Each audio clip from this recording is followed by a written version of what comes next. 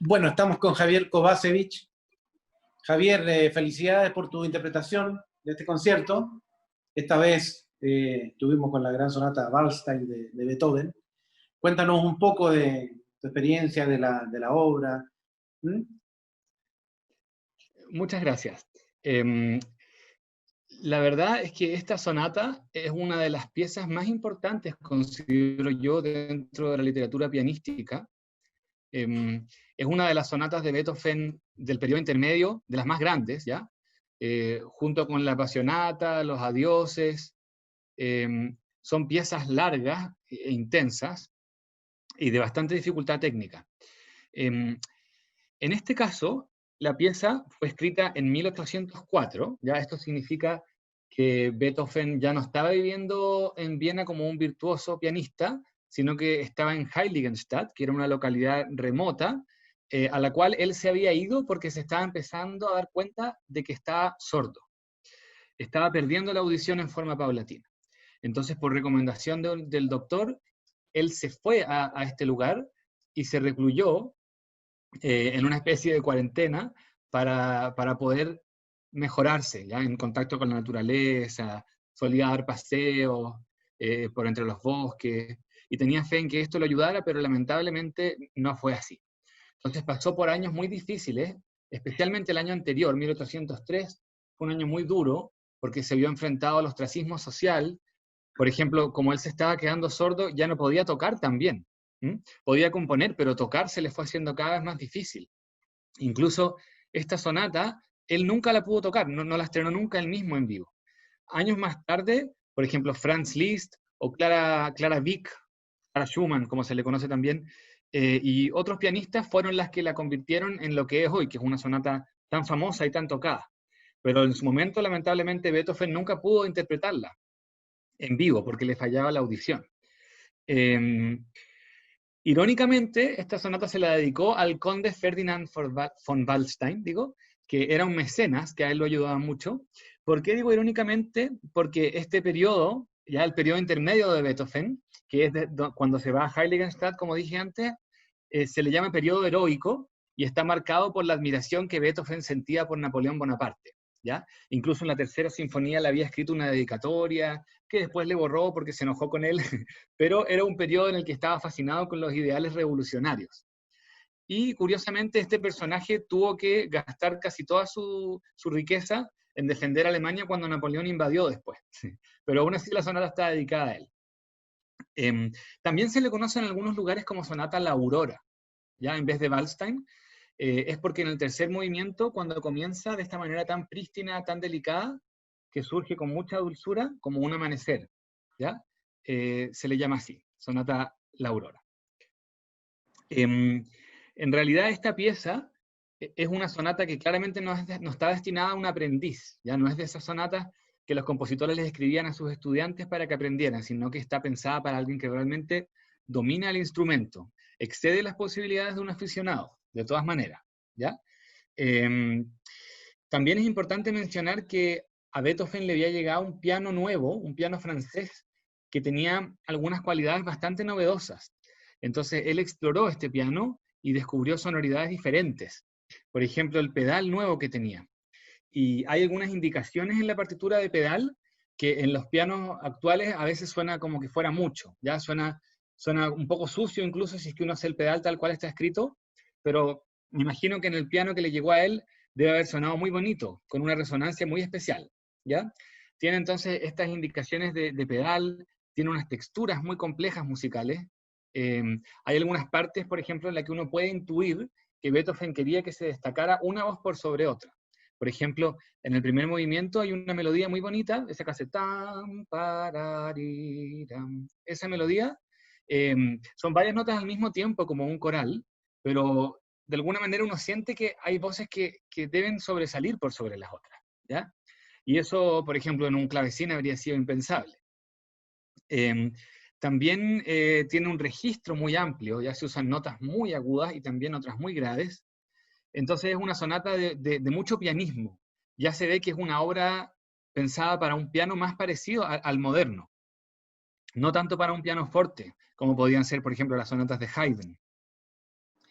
En cuanto a la obra misma, el primer movimiento, que alegro con brío, o sea, con energía, tiene bastante vitalidad, es un movimiento muy fluido y muy agitado, ¿ya? En realidad es bastante cansador tocar este movimiento, porque si bien hay algunos calderones, hay algunos momentos de pausa, hay que estar muy metido en todo momento y requiere mucha precisión. O sea, por ejemplo, ese tema que hace pam, pam, pam, pam, pam, pam, eso tal vez no suena tan complicado, pero en realidad es muy difícil hacerlo sonar bien, en pulso, caer con las manos justas, ya que no se escuche desfasado. Después tiene una cantidad de escalas que son muy difíciles de hacer, que requieren también un toque muy cristalino. A nivel estructural, también es bastante innovadora, porque hace unas modulaciones que no eran para nada usuales, ¿ya?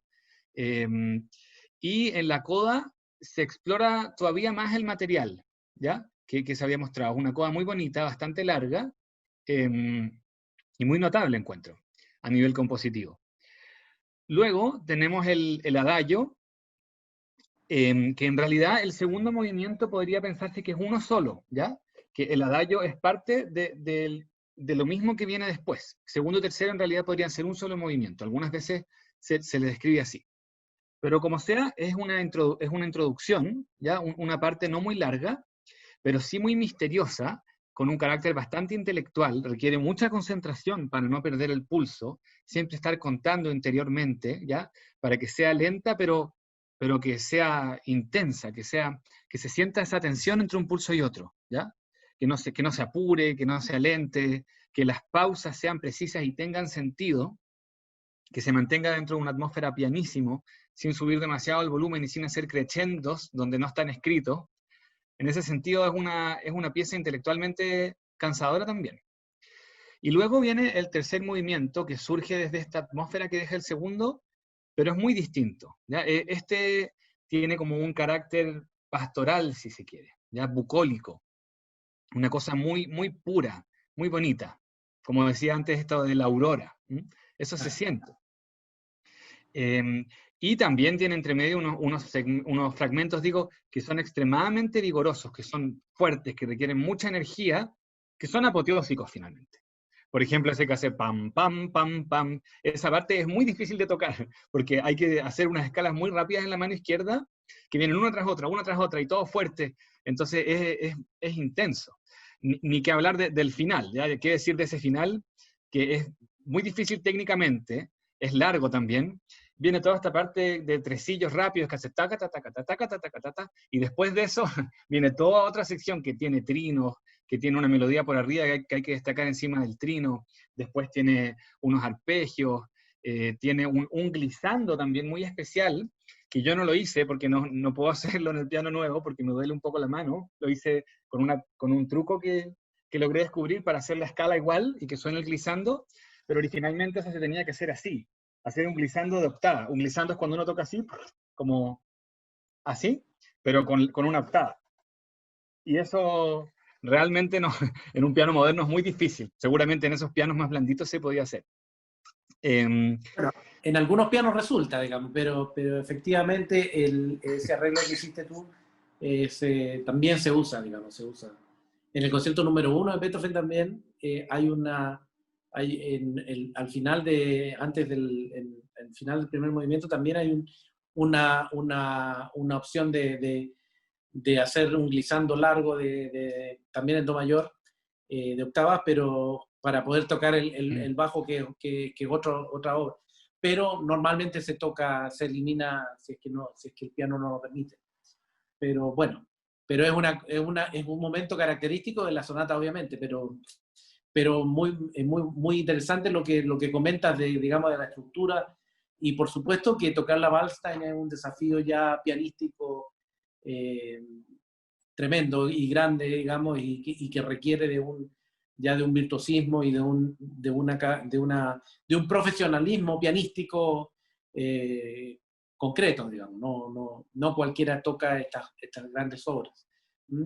Ya entramos en esa etapa eh, donde se va caminando poco a poco a esa última etapa donde no solo se requiere una capacidad técnica de tocar, sino que también una capacidad musical, ¿no?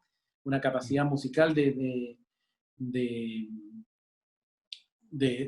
tener madurez musical como para enfrentar estas grandes obras. Yo te felicito mucho por tu interpretación, por este lindo concierto enmarcado, digamos, en gloria y majestad en los 250 años que estamos celebrando en estas temporadas con nuestra fundación, y contarle a nuestro público que estamos haciendo muchos conciertos que están siendo transmitidos por Glaciar Digital en su canal de YouTube y que lo estamos promocionando en todas nuestras redes, nuestra página web.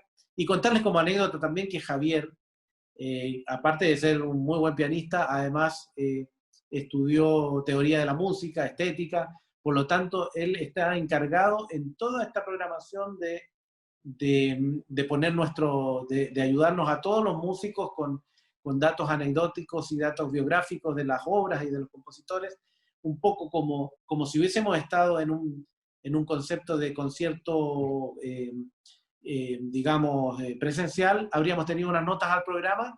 Estas notas al programa las estamos de alguna manera haciendo con esta conversación, con esta especie de entrevista, y digamos, todo este material que Javier había preparado para plasmar en los programas físicos, los estamos conversando en estas pequeñas conversaciones luego de cada uno de los conciertos.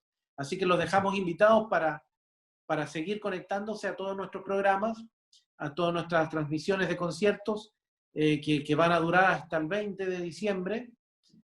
Así que están todos muy cordialmente invitados. Javier, nuevamente felicitaciones por tu concierto y nos seguimos viendo.